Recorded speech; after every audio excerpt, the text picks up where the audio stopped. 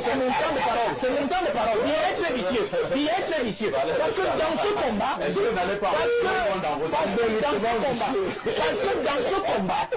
dans ce combat, il y a cette fâcheuse habitude de vous utiliser, de vous presser comme une orange. Quand il n'a plus besoin de vous, il vous sacrifie à ceux à qui il vous a envoyé justement faire ce qu'il a pu faire sur le plan politique. Faites attention à Paul Biya. Donc je dis, pour un SGPR normal, il devrait déjà tirer certaines conclusions de certaines choses. Il est donc en campagne. Merci. Il est donc en campagne. Pour moi, il est en campagne. Mais je me dis aussi, et je sors par là si vous me permettez, pour essayer de boucher un trou.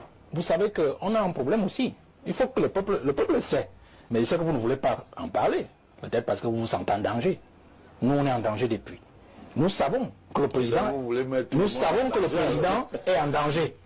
Du fait de tout ce qui l'entoure et qui pense qu'il n'est pas bon pour lui, qu'il se représente encore.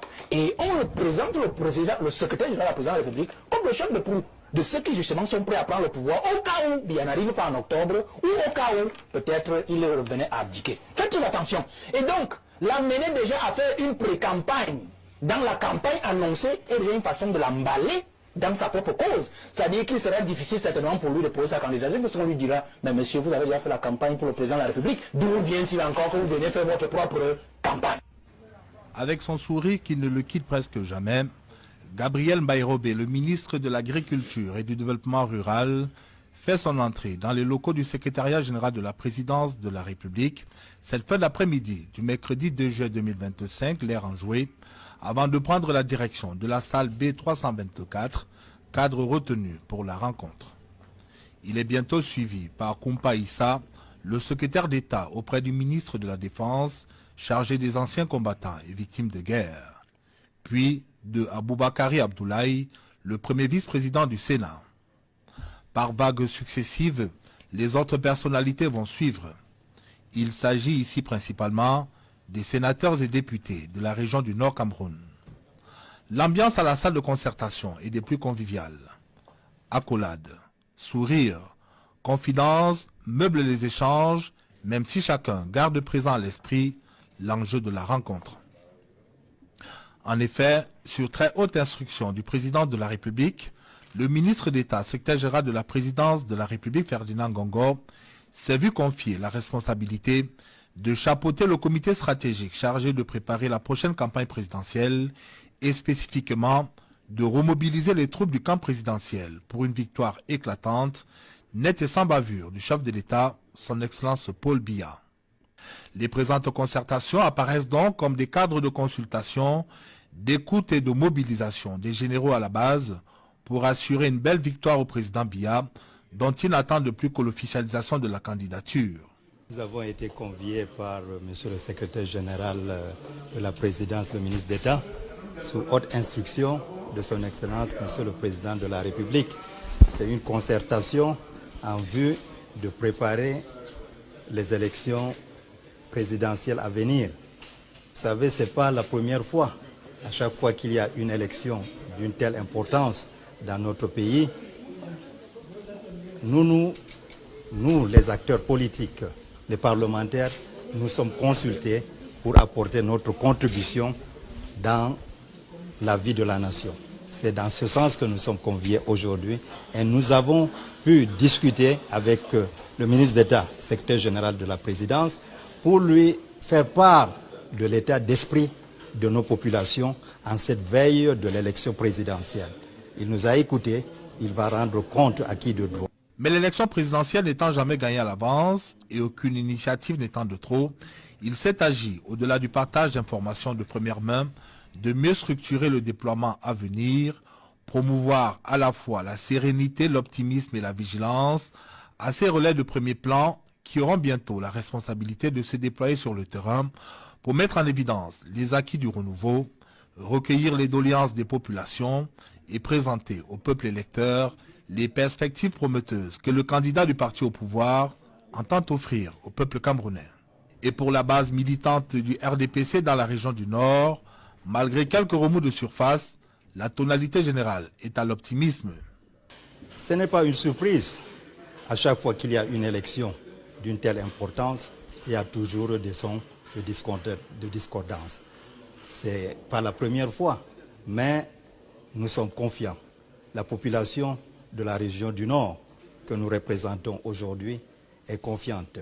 Nous sommes prêts et nous attendons la convocation du corps électoral pour que notre président national, son Excellence M. Paul Biya, présente sa candidature et que nous allons en rang serré pour le plébisciter. Il est à noter que la concertation de ce 2 juillet 2025 entre le ministre d'État, secrétaire général de la présidence de la République, les membres du gouvernement et les parlementaires de la région du Nord fait suite à celle tenue hier selon le même format avec les ministres, sénateurs et députés de la région de l'extrême Nord. Elle se déroule en présence du ministre secrétaire général adjoint de la présidence de la République, Mohamedou Moustapha, du ministre chargé de mission à la présidence de la République, Philippe Bargambois, et de quelques hauts responsables du secrétariat général de la présidence de la République. Elle s'achève mardi prochain. Ma petite observation de Paul Biya, depuis que je le fais, m'a montré qu'il faut faire encore plus attention à Paul Biya quand il vous fait de plus en plus confiance, surtout quand votre nom ressort dans beaucoup de choses. Pourquoi vous ne cessez d'effrayer le SGPR? Ma petite personne est-elle suffisante pour effrayer C'est ce que vous dites. C'est comme si vous êtes en train de dire que le SGPR est en train de jouer ces dernières minutes au niveau de la présidence. Je vous ai donné quelques indices sur Marafa en 2002 face à Congo. Je vous ai donné un autre indice sur Jean-Marie Atanabar en 2005 face à Famendongo dans les grèves estudiantines. Je peux encore vous donner un autre élément même de Marafa. De Marafa. Non, moi je parle seulement de SGPR. De Marafa, après être sorti du gouvernement en 2011. Marafa est sorti du gouvernement en 2011. Et en janvier, on le retrouvait encore à faire le tour du Grand Nord pour remercier ses frères pour le plébiscite qu'ils avaient fait à Paul Biya. Souvenez-vous, Marafa a fait le tour du Grand Nord. Janvier, février 2012. Pour remercier tous ses frères du Grand Nord. Le président faisait quoi? Il a attendu le 16 avril, c'était un lundi 2012. Il a chopé, il a foutu au Niouf. Vous voyez? Voilà votre SGPR qui se balade. Nous disons tous, il y a les dossiers Cannes 2019, les task force, on n'en parle plus. Il y a les dossiers Covid, on n'en parle plus. Il y a les dossiers même de la SNH qui sont là, l'affaire Savannah et tout ça. Mais est-ce qu'on a besoin? Vous-même vous hochez la tête, donc vous comprenez que nous ne lui posons rien sur la tête. C'est posé depuis. C'est lui-même qui a pris son fardeau, il s'est mis sur la tête. Et donc, le président, quand il vous fait déjà ça, je vous ai pris des indices. Il vous passe déjà un message, en fait. Techniquement, un SGPR normal devrait déjà comprendre que cette affaire va bientôt me quitter, du moins le poste, et négocier peut-être le point de chute, qui ne doit pas forcément être pour ses intérêts la 11e région, qui peut être notre ministère. Vous comprenez? Donc, je parle sur des indices clairs, identifiables. Je rentre sur un autre élément, M. Pafa, ici. Moi, j'aime toujours qu'on aille au fond des choses. Vous savez que quand le professeur parlait tout à l'heure, non, on a dit information, monseigneur, voilà. Merci beaucoup à cette téléspectateur. Pourquoi est-ce que vous voyez que même ces descentes-là sont des prétextes que le président utilise pour pouvoir régler certains problèmes qu'il n'a pas pu régler lui-même directement, ou par des voies plus autorisées. Vous pensez que le SGPR, qui est censé aller inaugurer le centre d'identification de la DGSN, peut prendre sur lui d'aller rencontrer Monseigneur Cléda, de son propre chef? Vous avez dit qu'il se balade avec la photo du président sur son chapeau. Tout à fait. Vous dites qu'en fait, je suis l'envoyé du chef. Ça veut dire que le président a profité, du moins a utilisé un prétexte. Tout à fait. C'est-à-dire ces inaugurations, ces descentes, pour aller vers des gens vers lesquels il ne peut pas aller de lui-même, ou alors tout simplement par des voies les plus autorisées. Ça veut dire que vous comprenez même que cette inauguration du centre n'était qu'en fait un bluff. En fait, la véritable mission, c'était d'aller voir Cléda. Parce que Cléda, c'est l'église. Et le chef Sawa. Merci, M. Ona. Cléda, c'est l'église. Et nous savons ce que l'église nous a annoncé en janvier, avec tout le bruit qu'on a connu. Vous comprenez? C'est-à-dire que, et si on ajoute dans le chef Sawa, merci M. Ona, les chefs Sawa ont un problème aujourd'hui aussi. et là je rentre encore dans un sujet que les gens n'aiment pas entendre. Les chefs Sao ont un problème, c'est l'élite la plus essentielle et la plus élevée du gouvernement de Paul Biya, c'est son ami. Son ami est couché en Europe, il est malade, il est souffrant. Au ministre de la Justice. Les chefs Sao ont un problème. Maintenant que ton ami Paul Biya, il est accouché là-bas, on fait comment si quelque chose lui arrive? Parce qu'il y a aussi cette question aujourd'hui. Nous allons déjà vers la transition. Si jamais vous ne voulez plus le pouvoir, M. Paul Biya, mais l'autre là, il est couché là-bas. On fait comment? Donc, c'est sûr que le SGP est allé le rassurer. Mais attention aussi à Paul Biya sur ce point. Vous savez que la présidence de la République, le SGP a été en constant porte-à-faux avec le ministre de la Justice. Dans les dossiers Cannes, dans les dossiers Covid, où le ministre Laurent Esso lui a toujours barré le chemin sur plusieurs types de dossiers. On l'a vu, une confrontation. On a même eu une confrontation dans l'affaire Martinez-Zogo. L'affaire Martinez-Zogo, où il était clair qu'il y a un camp ministre de Justice, il y a un camp secrétaire général de la présidence de la République. Ah bon? Et donc quand on l'envoie à Douala, rencontrer les chefs Sawa, faites attention, il est très vicieux. Parce qu'il peut aussi dire au chef Sawa, voilà le monsieur qui a rendu mon ami, votre fils malade. Valère Bossala. Non, je vous le dis, c'est mon temps de parole, c'est mon temps de parole. Il est très vicieux, il est très vicieux. Parce que dans ce combat,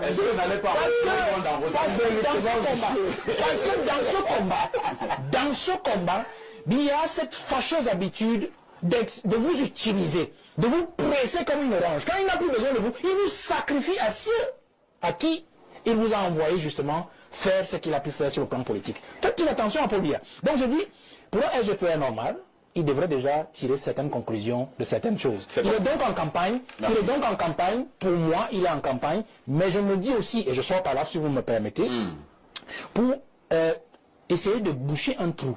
Vous savez qu'on a un problème aussi. Il faut que le peuple le sait. Mais je sais que vous ne voulez pas en parler. Peut-être parce que vous vous sentez en danger. Nous, on est en danger depuis. Nous savons que le président, est en danger du fait de tout ce qui l'entoure et qui pense qu'il n'est pas bon pour lui, qu'il se représente encore. Et on le présente le secrétaire général de la présidence de la République comme le chef de proue de ceux qui justement sont prêts à prendre le pouvoir au cas où il n'arrive pas en octobre ou au cas où peut-être il revenait à abdiquer. Faites très attention. Et donc, l'amener déjà à faire une pré-campagne dans la campagne annoncée est déjà une façon de l'emballer dans sa propre cause. C'est-à-dire qu'il sera difficile certainement pour lui de poser sa candidature parce qu'on lui dira, mais monsieur, vous avez déjà fait la campagne pour le président de la République, d'où vient-il encore que vous venez faire votre propre campagne? Ceux qui aiment polémiquer continueront de polémiquer. Ils continueront de se perdre dans leurs fantasmes en parlant de choses qui n'existent que dans leur imagination. Alors, M. Essomba Ben a dit tout à l'heure que M. Biya n'est pas déconnecté du peuple. J'ai envie de dire que c'est à M. Biya que le peuple a donné le mandat. Alors, il ne devrait pas partager ce mandat-là avec quelqu'un d'autre. C'est-à-dire que quand le peuple a besoin de son chef, de son père, il faudrait qu'il aille vers ce peuple et non passer par quelqu'un d'autre. Ça prête à équivoque, ça donne matière à s'interroger. Pourquoi est-ce que M. Biya, en 7 ans, ne s'est pas rapproché du peuple? Les populations de l'Aléquié, lui qui est un digne fils de l'Aléquié, voudraient voir M. Biya, voudraient échanger directement avec M. Biya, voudraient adresser leurs doléances directement à M. Biya. Est-ce que M. Ngongo pourra véritablement transmettre à M. Biya les attentes, les besoins du peuple de la Vous remettez sa transmission en question, vous ne pensez pas? C'est évident, c'est évident. Est-ce qu'il fera justement ce rapport fidèle à monsieur Biya? Il y a également, que vous avez vu du côté du septentrion, du côté de l'extrême nord, il a été repoussé de ce côté. Les populations voulaient échanger directement avec monsieur Biya. Moi, j'estime que monsieur Ngongo est déjà en campagne au nom de monsieur Biya et je voudrais dire que cela annonce également les couleurs de la campagne électorale proprement dite de 2025, c'est-à-dire que on aura des sorties sporadiques de monsieur Biya, mais ce sont ses collaborateurs acteurs qui vont véritablement faire le gros du travail. Et en ce moment-là, j'ai envie de dire que le peuple voudrait être proche de celui à qui il va donner le mandat et non par personne. De la déconnexion dont vous parlez. Évidemment. Pour l'avenir, avec ce SGPR, pratiquement, qui a, entre guillemets, de plus en plus la confiance du chef de l'État et les autres ministres opérationnels. Moi, je ne sais pas. C'est vous qui trouvez qu'il a la confiance du chef de l'État. Il faut faire attention. Ma petite observation de Paul Biya, depuis que je le fais, m'a montré qu'il faut faire encore plus attention à Paul Biya quand il vous fait de plus en plus confiance, surtout quand votre nom ressort dans beaucoup de choses. Pourquoi vous ne cessez d'effrayer le SGPR? Ma petite personne est-elle suffisante pour effrayer? C'est ce que vous dites. C'est comme si vous êtes en train de dire que le SGPR est en train de jouer ces dernières minutes au niveau de la présidence. Je vous ai donné quelques indices sur Marafa en 2002 face à Congo. Je vous ai donné un autre indice sur Jean-Marie Atanabar en 2005 face à Famendongo dans les grèves estudiantines. Je peux encore vous donner un autre élément même. De Marafa. De Marafa. Non, moi je parle seulement des SGPR. De Marafa, après être sorti du gouvernement en 2011.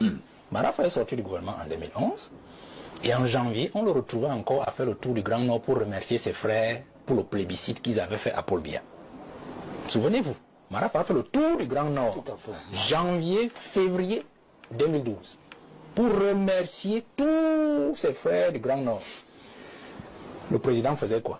Il a attendu le 16 avril, c'était un lundi 2012. Il a chopé, il a foutu au Niouf. Vous voyez? Voilà votre SGPR qui se balade. Nous disons tous, il y a les dossiers Cannes 2019, les task force, on n'en parle plus.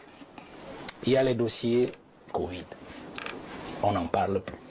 Il y a les dossiers même de la SNH qui sont là, l'affaire Savannah et tout ça. Mais est-ce qu'on a besoin? Vous-même vous hochez la tête, donc vous comprenez que nous ne lui posons rien sur la tête. C'est posé depuis. C'est lui-même qui a pris son fardeau, il s'est mis sur la tête. Et donc, le président, quand il vous fait déjà ça, je vous ai pris des indices, il vous passe déjà un message. En fait, techniquement, un SGPR normal devrait déjà comprendre que cette affaire va bientôt me quitter, du moins le poste, et négocier peut-être le point de chute, qui ne doit pas forcément être pour ses intérêts la 11e région, qui peut être un autre ministère. Vous comprenez? Donc, je parle sur des indices clairs, identifiables. Je rentre sur un autre élément, M. Pafa, ici. Moi, j'aime toujours qu'on aille au fond des choses. Vous savez que quand le professeur parlait tout à l'heure, non, on a dit information, monseigneur, voilà. Merci beaucoup à ces téléspectateurs.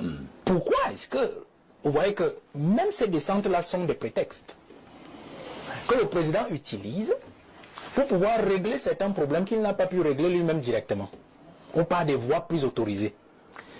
Vous pensez que le SGPR, qui est censé aller inaugurer le centre d'identification de la DGSN, peut prendre celui d'aller rencontrer Monseigneur Cléda, de son propre chef? Vous avez dit qu'il se balade avec la photo du président sur son chapeau. Tout à fait. Pour dire qu'en fait, je suis l'envoyé du chef. Ça veut dire que le président a profité, du moins a utilisé un prétexte. Tout à fait. C'est-à-dire ces inaugurations, ces descentes, pour aller vers des gens vers lesquels il ne peut pas aller de lui-même, ou alors tout simplement par des voies les plus autorisées. Ça veut dire que vous comprenez même que cette inauguration du centre n'était qu'en fait un bluff. En fait, la véritable mission, c'était d'aller voir Cléda. Parce que Cléda, c'est l'église. Et le chef Sawa. Merci, M. Ona. Cléda, c'est l'église. Et nous savons ce que l'église nous a annoncé en janvier, avec tout le bruit qu'on a connu. Vous comprenez? C'est-à-dire que, et si on ajoute dans le chef Sawa, merci M. Ona, les chefs Sawa ont un problème aujourd'hui aussi. Et là, je rentre encore dans un sujet que les gens n'aiment pas entendre. Les chefs Sawa ont un problème, c'est l'élite la plus essentielle et la plus élevée du gouvernement de Paul Biya. C'est son ami. Son ami est couché en Europe. Il est malade. Il est souffrant. On vise la justice. Les chefs Sawa ont un problème. Maintenant que ton ami Paul Biya, il est couché là-bas, on fait comment si quelque chose lui arrive? Parce qu'il y a aussi cette question aujourd'hui. Nous allons déjà vers la transition. Si jamais vous ne voulez plus le pouvoir, M. Paul Biya, mais l'autre là, il est couché là-bas. On fait comment? Donc, c'est sûr que le SGP est allé les rassurer. Mais attention aussi à Paul Biya sur ce point. Vous savez que la présidence de la République, le SGP a été en constant porte-à-faux avec le ministre de la Justice. Dans les dossiers Cannes, dans les dossiers Covid, où le ministre Laurent Esso lui a toujours barré le chemin sur plusieurs types de dossiers. On l'a vu, une confrontation. On a même eu une confrontation dans l'affaire Martinez-Zoro. L'affaire Martinez-Zoro, où il était clair qu'il y a un camp ministre de Justice, il y a un camp secrétaire général de la présidence de la République. Ah bon? Et donc quand on lui envoie à Douala rencontrer les chefs Sawa, faites attention, il est très vicieux. Parce qu'il peut aussi dire au chef Sawa, voilà le monsieur qui a rendu mon ami, votre fils malade. Valère Bossala. Non, je vous le dis, c'est mon temps de parole, c'est mon temps de parole. Il est très vicieux, Parce que dans ce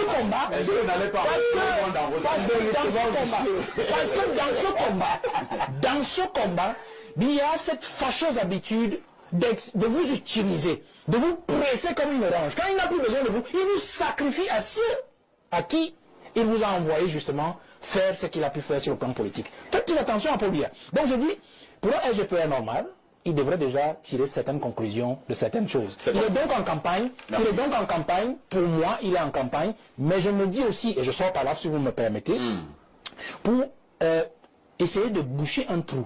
Vous savez qu'on a un problème aussi. Il faut que le peuple le sait. Mais je sais que vous ne voulez pas en parler. Peut-être parce que vous vous sentez en danger. Nous, on est en danger depuis. Nous savons que le président,